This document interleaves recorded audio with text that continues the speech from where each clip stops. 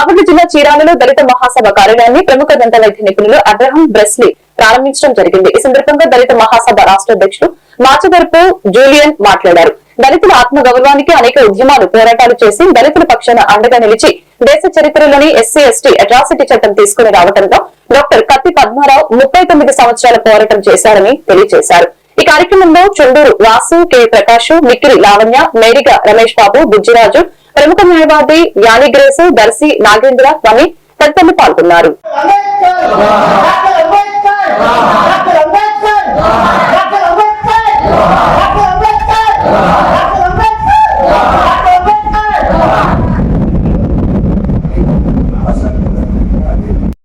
చేయాలి నేను అనుకున్నాను. కాబట్టి రాత్రి అంతా లగవలేని పరిస్థితి. పొద్దున ఫోన్ చేసి చెప్పాను, బాగాలేదు సార్ అని. మీకు కుదిరినప్పుడు కొంచెం వచ్చేళ్ళండి సార్ అన్నారు. నేను ఇక్కడ రావడం నాకెంతో అదృష్టం. నేను పుట్టను కూడా పుట్టలేదు. సార్ వాళ్ళంతా ఉద్యమంలో చేసినప్పుడు కారం చేయడం దానికి అవన్నీ చెప్పినప్పుడు నాకు అనిపించింది ఎంతో అదృష్టం ఉంటే అట్లాంటి వాటిలో పార్టిసిపేట్ చేశారు.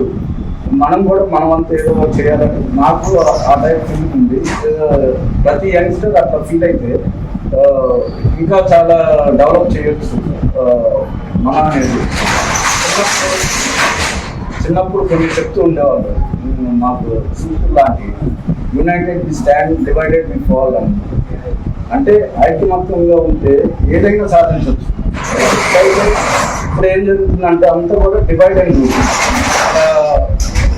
అంటే ప్రతి ఒక్కరు కూడా విడతీసేసి అట్లా జయిస్తూ ఉంటున్నారు. మనం ఎప్పుడైతే యూనిటీగా ఉంటామో అప్పుడు మనం ఏదైనా సాధించవచ్చు. జూలియన్ గారు మనకి మార్గదర్శిగా ఉంటున్నారు. కాబట్టి నేను కూడా నా వంతు ఏదైనా సహాయం ఉంటే నేను కూడా చేయగలను. నేను పార్టిసిపేట్ చేయడానికి నేను ఎంతో హ్యాపీగా ఫీల్ అవుతున్నాను. అందరికీ మిత్రులారా, ఈరోజు ఈ కార్యాలయ ఓపెనింగ్ ప్రధాన ఉద్దేశం ఏంటంటే దళిత మహాసభ ఏర్పడి ఇప్పటికి 39 సంవత్సరాలు అయింది. దళితుల ఆత్మగౌరవ పోరాటంగా దళితుల మరణాన్ని ఆ రోజు దానం చేయడం జూలై 17వ తారీఖు జరిగిన మరణ హోమంలో ఆశువులు పాసినటువంటి మిత్రులకు వాళ్ళ యొక్క వాళ్ళకి ముందుగా వాళ్ళకి ఒక నివాళులు అర్పిస్తూ వాళ్ళ రక్తం నుంచి పుట్టినటువంటి ఆత్మగౌరవ పోరాటాన్ని దళిత మహాసభ రాష్ట్ర అధ్యక్షుడు కత్తి పద్మరావు గారి నాయకత్వంలో అప్పట్లో భారతదేశంలోనే ఈ దళిత మహాసభ యొక్క ఉనికిని భారతదేశానికి మొత్తాన్ని చాటినటువంటి మహా వ్యక్తి కత్తి పద్మారావు.